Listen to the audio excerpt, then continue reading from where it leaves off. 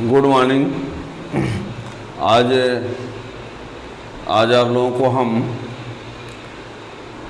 Electric current यानी chapter 3 physics में हम बहुत ही इम्पॉर्टेंट टॉपिक है, जो फिजिक्स में सबसे ही महत्वपूर्ण टॉपिक है, इम्पॉर्टेंट टॉपिक है, वो है किरचॉफ्स लॉ।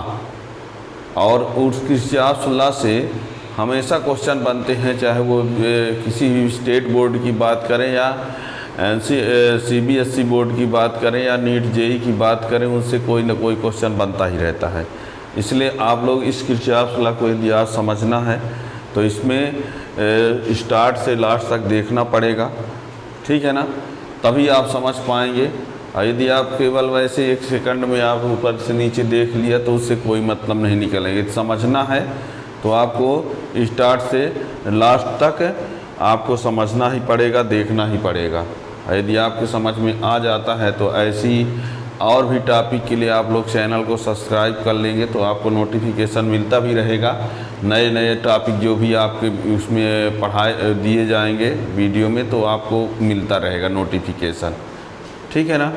तो हम स्टार्ट करते हैं। जो सबसे इम्पॉर्टेंट टॉपिक है वो है किरचॉफ्स लॉ।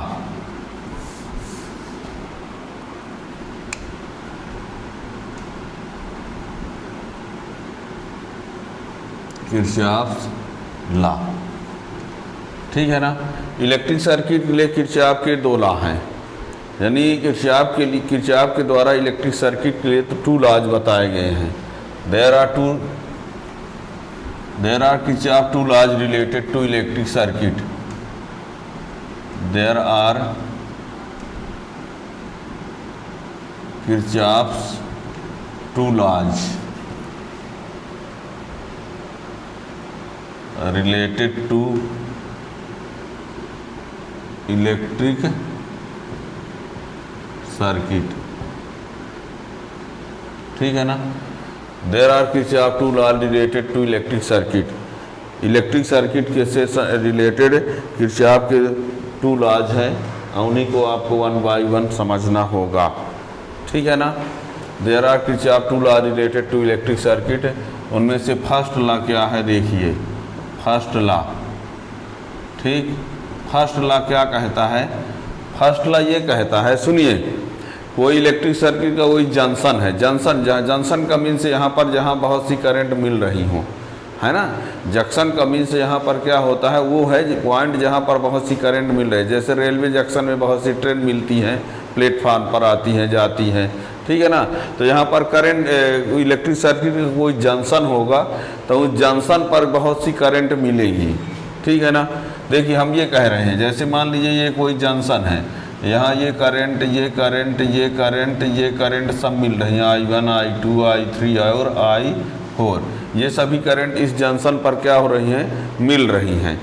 तो किरचॉफ के द्वारा ये कहा गया कि algebraic sum of all electric current meeting at any junction is 0। इस जंक्शन पर जितनी भी करंट मिल रही हैं उन सब का अलजेब्रिक सम क्या होता है, 0 होता है, ये किरचॉफ ने कहा, ठीक है ना। लेकिन बाद में ये सोचा कि यहाँ पर बहुत करंट ऐसी होंगी जो आ रही होंगी, कुछ करंट ऐसी होंगी जो वहाँ से जा रही होंगी। तो इनकमिंग करंट कुछ हो गई, मान लो कुछ करंट आउट गोइंग हो गई। हम मान लेते हैं I1 I2 जंक्शन की तरफ आ रही हैं और I3 I4 जंक्शन से अवे हो रही हैं, ठीक है ना। तो किरचॉफ ने आगे ये कहा कि इनकमिंग करंट को पॉजिटिव लेना है और आउटगोइंग करंट को निगेटिव। तो इनकमिंग I1 I2 है तो ये पॉजिटिव और आउटगोइंग I3 I4 है तो इनको क्या कर दिया जाए, निगेटिव कर दिया जाए। तो बाद में ये I1 plus I2 minus I3 minus I4 equal to क्या होगा, 0। इनको उधर भेज देंगे तो I1 plus I2 equal to क्या हो जाएगा, I3 प्लस I4, यानी ये इनकमिंग करंट का सम है और ये क्या है, आउटगोइंग करंट का सम है। तो इनकमिंग करंट का sum equal to outgoing current का सम, ये हो गया। तो ये है किरचॉफ फर्स्ट लॉ। क्या कहा किरचॉफ ने, according to this law algebraic sum of all electric current meeting at any junction is 0। Algebraic sum of all electric current meeting at any junction is 0, that is sigma I equal to zero. और जो हमने यहाँ कहा है आने वाली current का plus जाने वाली करंट के प्लस के बराबर होता है, इसका मीन्स है कि आने वाली करंट का प्लस, ये नहीं कि आने वाली करंट का नंबर। ये मत सोचना कि दो आ रही तो दो जाएंगी, इन दोनों का प्लस इन दोनों के प्लस के बराबर है।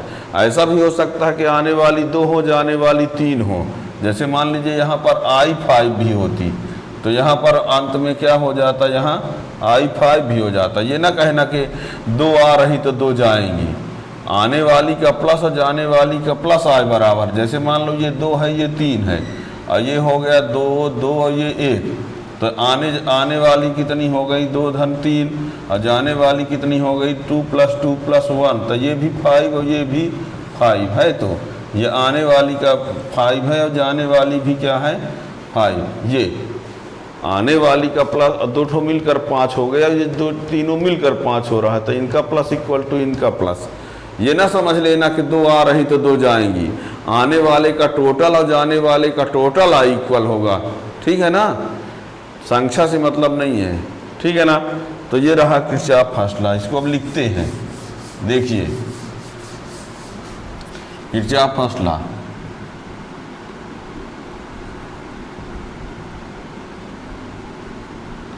according to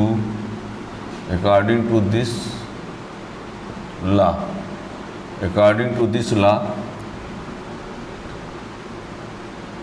algebraic sum of all electric current meeting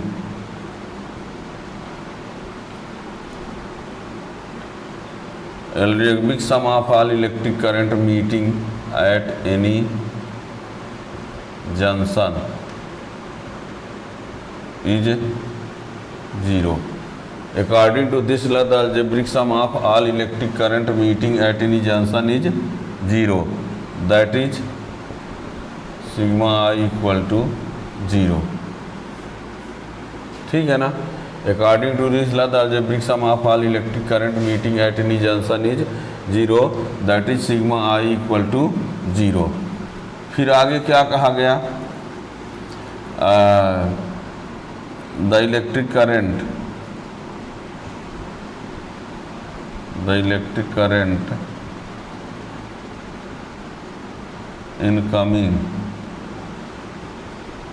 incoming toward the junction is taken positive and the current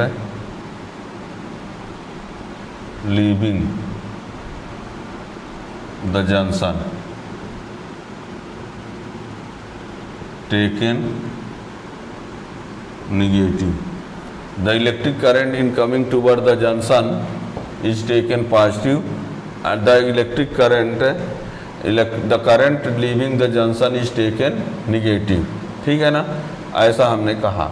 अब यहाँ एक डायग्राम बना देते हैं। ये इनकमिंग आउट गोइंग, ये ओ पर, ये है I1, ये है I2, ये है I3, ये है I4। यहाँ एक डायग्राम बनाते हैं ऐसा, ये है A, ये है I1, ये है I2, ये है I3। ठीक है ना, तो यहाँ क्या होगा, एट जंक्शन ए क्या होगा, इनकमिंग I1 है और ये I2 और I3 इक्वल टू 0 होगा। अब ये I1 इनको उधर भेज देते हैं तो I2 प्लस I3 हो गया। इसमें देखेंगे एट ओ लिखते हैं तो यहाँ पर क्या होगा, I1 plus I2 plus minus I3 plus minus I4 equal to 0। तो I1 plus I2 equal to I3 plus I4, ये ठीक है ना। यहाँ आने वाली एक ठो है, जाने वाली 2 है, तो ये कुल मिला के क्या कह सकते हो, तो ये sum of incoming current equal to sum of outgoing current. Clear है, क्या क्लियर हुआ। फर्स्ट लॉ से ये कन्फर्म हुआ कि algebraic sum of incoming current toward the junction is equal to algebraic sum of electric current outgoing from the junction. ये confirm हो गया लास्ट में, ठीक है ना। तो आगे लिखे देते हैं, लिखते हैं it is clear that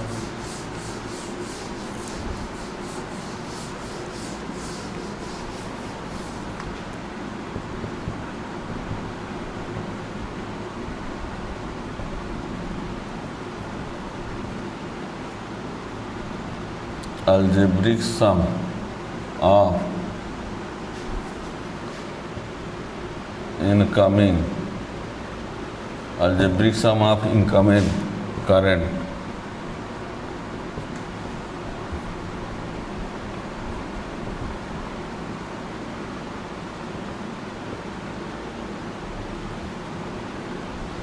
outgoing current, ठीक है। It is clear that algebraic sum of incoming current equal to algebraic sum of outgoing current. और आगे ये बता दें this law is based on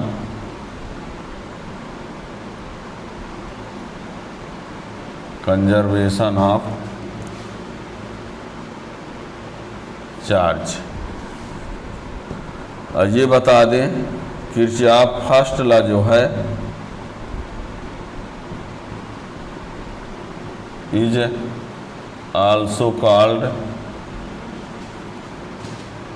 Kirchhoff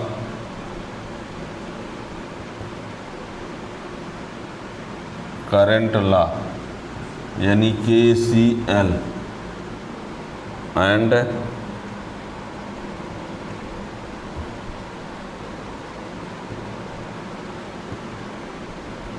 junction rule.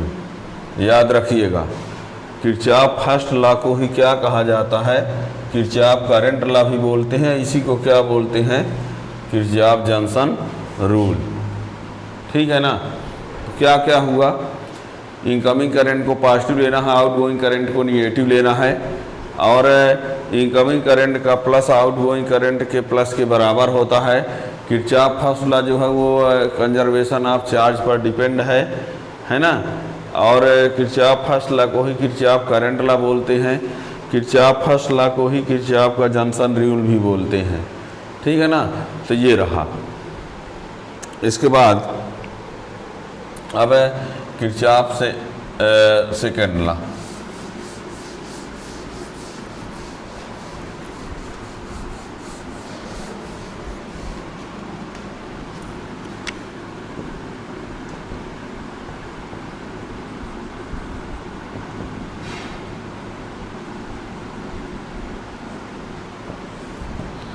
Kirchhoff second law क्या कहता है, किरचॉफ सेकंड लॉ को सुनिए। हम एक डायग्राम बनाते हैं, ये डायग्राम एक्चुअल नहीं है, समझाने के लिए है केवल, ठीक है ना। हकीकत का डायग्राम में मत जाइएगा। ये रेजिस्टेंस R1 है, ये रेजिस्टेंस R2 है, ये EMF E1 है, ये EMF क्या है, ये सेल का EMF है, ये सेल का EMF है, ये रेजिस्टेंस है, ये रेजिस्टेंस है, इसमें करंट है I1, ये करंट है क्या I2। हम बताए दे रहे हैं कि ये हकीकत डायग्राम नहीं, हम स्टेटमेंट को समझाने के लिए एक बनाया दिए, ठीक है ना। अब देखिए ये कोई एक क्लोज लूप है, इन any close loop of electric circuit, कोई इलेक्ट्रिक सर्किट का ये क्लोज लूप है। इस लूप के इस ब्रांच में करंट कितनी है I1, इस ब्रांच का रेजिस्टेंस कितना है R1। तो current into resistance, current into resistance. इस ब्रांच में करंट क्या है I2 और रेजिस्टेंस क्या है R2, तो I2 R2। तो current into resistance, current into resistance दोनों का प्लस, मतलब करंट रेजिस्टेंस का मल्टीप्लाई का प्लस, करंट और रेजिस्टेंस के मल्टीप्लाई का प्लस इक्वल टू EMF का प्लस, तो यानी E1 प्लस E2। क्या कहा गया, इस ब्रांच की करंट इंटू रेजिस्टेंस, इस ब्रांच की करंट इंटू रेजिस्टेंस। मान लीजिए इस ब्रांच में भी करंट और रेजिस्टेंस होता R3 और I3 होता, तो यहाँ ये भी हो जाता I3 R3, ठीक है। आई इक्वल टू एक ही EMF होता तो ये भर लिख देते। क्या कहा हमने, हर ब्रांच में फ्लो होने वाली करंट और करस्पॉन्डिंग रेजिस्टेंस का मल्टीप्लाई का प्लस, यानी algebraic sum of product of electric current and corresponding resistance. इसको क्या कहेंगे, algebraic sum of product of electric current and corresponding resistance. Corresponding resistance का मीन्स क्या हुआ, यदि आप करंट इसका ले रहे हैं तो रेजिस्टेंस भी यही होना चाहिए। ऐसा ना हो कि करंट इसका ले लो रेजिस्टेंस इसका ले लो, ठीक है ना।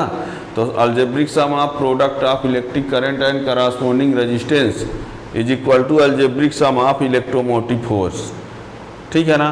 Current into resistance plus current into resistance plus current into resistance equal to total EMF। तो एक ठो है, ये है, कई होते तो सबका प्लस कर देते, ठीक है ना। तो क्या स्टेटमेंट बना, in any close loop of electric circuit, in any close loop of electric circuit algebraic sum of product of electric current and corresponding resistance is equal to algebraic sum of electromotive force, that is sigma IR equal to sigma E। ये IR means current resistance का product, sigma means algebraic sum, EMF यानी E, algebraic sum यानी sigma, ठीक है ना। और इसमें भी करंट की डायरेक्शन, सर्किट की डायरेक्शन सेम रहेगी तो करंट और EMF को प्लस लेंगे, और यदि करंट और सर्किट की डायरेक्शन अपोजिट रहेगी तो करंट और EMF को माइनस लेंगे। ये बात हम डायग्राम में क्लियर करेंगे, ठीक है ना। अभी आप स्टेटमेंट समझ गए होंगे कि करंट रेजिस्टेंस का प्लस करंट रेजिस्टेंस का multi into plus current into resistance का इंटू, जितने भी पार्ट में करंट रेजिस्टेंस हो सबका इंटू करके प्लस करते जाओ, और equal to total EMF। Total EMF यदि कुछ है तो ठीक है, नहीं है तो 0 लिख सकते हो, और यदि है तो जितने भी EMF होंगे उन सबका प्लस करना पड़ेगा, ठीक है ना। तो ये तो इसका स्टेटमेंट देखिए क्या लिखेंगे,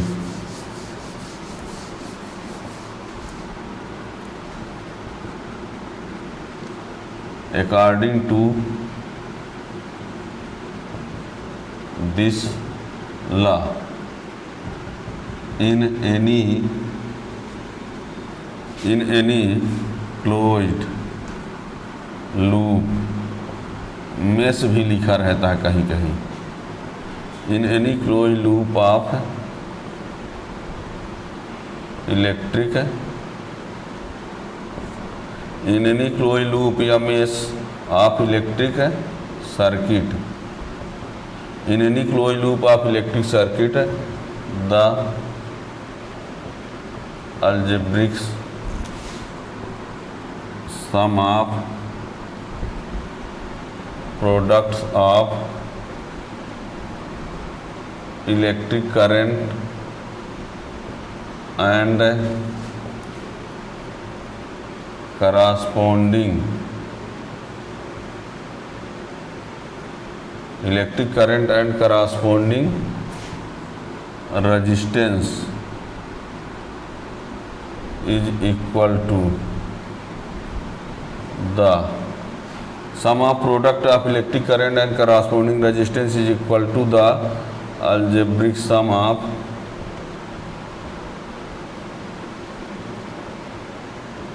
इलेक्ट्रोमोटिव फोर्स, ठीक है ना। Resistance is equal to the algebraic sum of electromotive force, that is sigma IR equal to sigma E। ये है इसका स्टेटमेंट। अब आगे हम ये कहना चाहेंगे कि करंट और सर्किट की डायरेक्शन सेम होने पर करंट और EMF को प्लस लेना है, और करंट और सर्किट की डायरेक्शन अपोजिट लेने पर करंट और EMF की वैल्यू माइनस लेना है। अब दिखाते हैं डायग्राम बना के, ठीक है ना। लेकिन थोड़ा सा पहले लिख दे, इफ है direction of current and circuit are same, then current and EMF taken positive and if direction of current and circuit are in opposite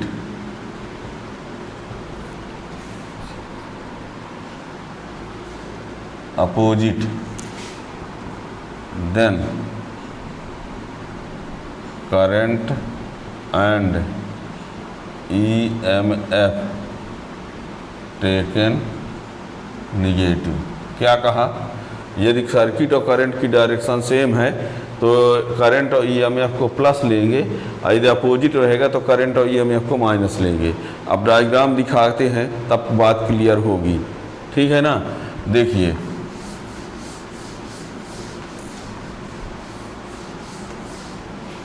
यहाँ एक डायग्राम बनाते हैं। ये एक सेल है, ये उसका रेजिस्टेंस है, एक ये सेल है, ये उसका रेजिस्टेंस है। अब यहाँ पर देखिए ये रहा, बात को समझना। A B C D E F ये उसका EMF है E1, ये है EMF E2, ये रेजिस्टेंस है R1, ये रेजिस्टेंस है R2। इससे फ्लो होने वाली करंट है I1, इससे फ्लो होने वाली करंट है I2। अब आप देखते होंगे कि सर ABCD में करंट I1 ये इधर है और ये करंट I2 भी इधर है, ठीक है ना। तो करंट तो दिख रहा है, पर कहेंगे सर्किट की डायरेक्शन तो नहीं है। सर्किट की डायरेक्शन या तो आप क्लॉकवाइज ले लीजिए चाहे एंटी क्लॉकवाइज। क्या करंट की डायरेक्शन तो आप इसमें देख ही लिए, बैटरी के पॉजिटिव टर्मिनल से करंट चलेगी, ये फिक्स है। अब सर्किट की डायरेक्शन आप अपने से कंसीडर कर लो, चाहे क्लॉकवाइज चाहे एंटी क्लॉकवाइज। क्लॉकवाइज चाहे तो ये लीजिए, हम ये ले लेते हैं ऐसा, यानी ऐसा ले लिए ये ऐसा। तो इस वाले में देखिए, बात को समझिए, हमने ऐसा लिया है एंटी क्लॉक, यानी इधर से ऐसे चलेंगे तो ये है सर्किट की डायरेक्शन, ये है करंट की डायरेक्शन। क्या ये है सर्किट की डायरेक्शन, ये है, तो ये दोनों सेम हैं। इस वाले में देखते हैं ये किसकी डायरेक्शन है, करंट की, और ये किसकी है, सर्किट की। तो ये दोनों एक दूसरे के अपोजिट हैं, ठीक है ना। फिर कहेंगे सर मान लीजिए कोई ऐसा ले ले, ऐसा ले ले, ऐसा। यदि ऐसा ले लेते हैं, ऐसा ले लेंगे तो ये वाला अपोजिट हो जाएगा। ऐसा ले लेंगे तो ये अपोजिट हो जाएगा, तो ये माइनस करना पड़ेगा, और ये वाला सेम हो जाएगा। तो जो आपकी मर्जी हो, यानी करंट की डायरेक्शन तो सर्किट से कंफर्म हो जाएगा कि करंट की इधर कहाँ जाएगी, और सर्किट की डायरेक्शन आप अपने से मान लेंगे, ठीक है ना। यदि आप इंडिकेट करेंगे तो सर्किट की डायरेक्शन जो इंडिकेट किए रहेंगे वो माना जाएगा, और यदि आप सर्किट का डायरेक्शन इंडिकेट नहीं करते हैं तो सर्किट का नाम जैसा बोलेंगे, है ना। यदि आपने सर्किट का नाम ABCDA बोल दिया, दिखाया नहीं है, ये दिखाया नहीं है, नाम बोल दिया ABCDA, तो वो क्लॉकवाइज माना जाएगा। क्या माना जाएगा? जैसा आप सर्किट का नाम बोले हैं वो माना जाएगा। और यदि आप यहाँ डायरेक्शन इंडिकेट किए हैं तो नाम आप चाहे जो लिखो, वो आपको जो इंडिकेट किए रहेंगे वो माना जाएगा। नहीं समझ पाए? हमने ये कहा यदि सर्किट की डायरेक्शन आप इंडिकेट किए हैं तो जो आप इंडिकेट किए हैं वही माना जाएगा, चाहे सर्किट का नाम जो लिखो। और यदि आप सर्किट का डायरेक्शन इंडिकेट नहीं किए हैं तो यदि जैसा आप सर्किट का नाम लिखे रहेंगे उस हिसाब से माना जाएगा। जैसे यदि ABCDA कह दिए तो ये क्लॉकवाइज माना जाएगा, और यदि आपने ADCBA कह दिया तो ये एंटी क्लॉक माना जाएगा, ठीक है ना। यदि ये नाम बोलोगे तो ये माना जाएगा, ये नाम बोलोगे तो ये माना जाएगा। और यदि आप डायरेक्शन दिखाए रहोगे तो नाम चाहे जो भी बोलोगे, नाम से कोई मतलब ना निकलेगा, जो आप दिखाए रहेंगे उससे लेना देना रहेगा। समझ गए होंगे? चलिए यहाँ पर ये करंट ये भी दोनों यहाँ चली जा रही है। फिर I1 प्लस I2 इसको ले लो, ये रेजिस्टेंस को R3 ले लेते हैं। तो बताओ हम सर्किट की डायरेक्शन दिखाए हैं, नाम लिख रहे हैं कौन सा, इनक्लोज्ड लूप ABCDA। नाम से हमको कोई मतलब नहीं, हमको तो यहाँ से देखना, ये दिखाया गया है। तो ये सेम है, तो current into resistance, current into resistance, ये वाला करंट और सर्किट अपोजिट है, तो यहाँ लिखना पड़ेगा I2 R2 इक्वल टू, ये सेम है तो प्लस और ये अपोजिट है तो E1 प्लस माइनस E2। ठीक है, कैसे, ये करंट और सर्किट सेम है तो ये प्लस लिया, ये करंट और सर्किट अपोजिट है, ये करंट और सर्किट अपोजिट है तो माइनस लिया, और जब करंट प्लस तो EMF प्लस, हम करंट माइनस तो EMF माइनस, तो इसी को आगे बढ़ा दिया जाए तो I1 R1 minus I2 R2 equal to E1 minus E2, ये हो गया। ठीक है ना, तो ये आप समझ गए होंगे।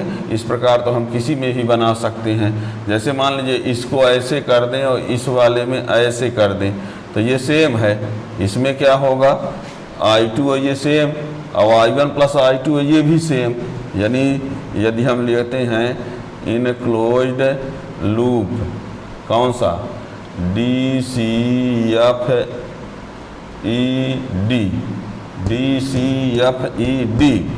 नाम से हमें कोई मतलब नहीं, डायरेक्शन ये रहा, तो ये करंट है, ये करंट है, ये सर्किट, तो I2 R2 सेम डायरेक्शन, ये भी करंट रेजिस्टेंस, तो I1 प्लस I2 और रेजिस्टेंस ये भी सेम डायरेक्शन, ये सर्किट करंट सेम, ये सर्किट करंट सेम तो प्लस, और EMF एक तो है, ये है E2 है।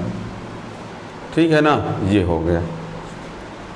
ठीक है ना, तो ये अब इसमें बता दें किरचॉफ सेकेंड लॉ जो है वो एनर्जी कंजर्वेशन पर बेस्ड है। क्यों बेस्ड है, क्योंकि ये EMF है, EMF एक प्रकार का पोटेंशियल डिफरेंस है, पोटेंशियल डिफरेंस वर्क है, वर्क ही एनर्जी है ना, यानी किरचॉफ सेकेंड लॉ जो होता है एनर्जी कंजर्वेशन पर बेस्ड है। इसको किरचॉफ वोल्टेज लॉ बोलते हैं और किरचॉफ लूप लॉ भी बोलते हैं, है ना, मेश रूल बोलते हैं, लूप रूल बोलते हैं। ठीक है ना, तो लास्ट में हम लिखे देते हैं, देखिए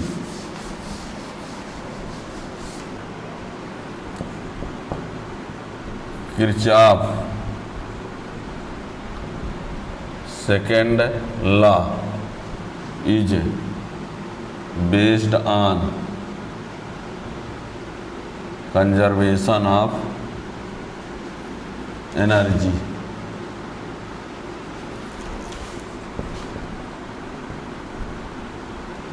Kirchhoff second law is also called Kirchhoff voltage law, यानी KVL, एंड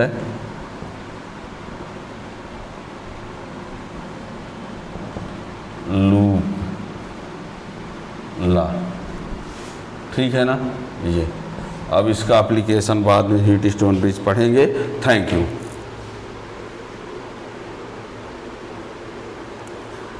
अब यदि आप लोगों को आगे यदि इसके आगे के लिए भी आप लोगों को जानना है तो ये चैनल को आप सब्सक्राइब कर लेंगे तो आपको आने वाले वीडियो का नोटिफिकेशन मिलता ही रहेगा। यदि आपको समझ में आया हो तो आप सब्सक्राइब करके और दूसरे को शेयर भी करके बता सकते हैं, है ना, ताकि आपको नोटिफिकेशन मिलता रहे ऐसे आने वाले वीडियो पर। Thank you.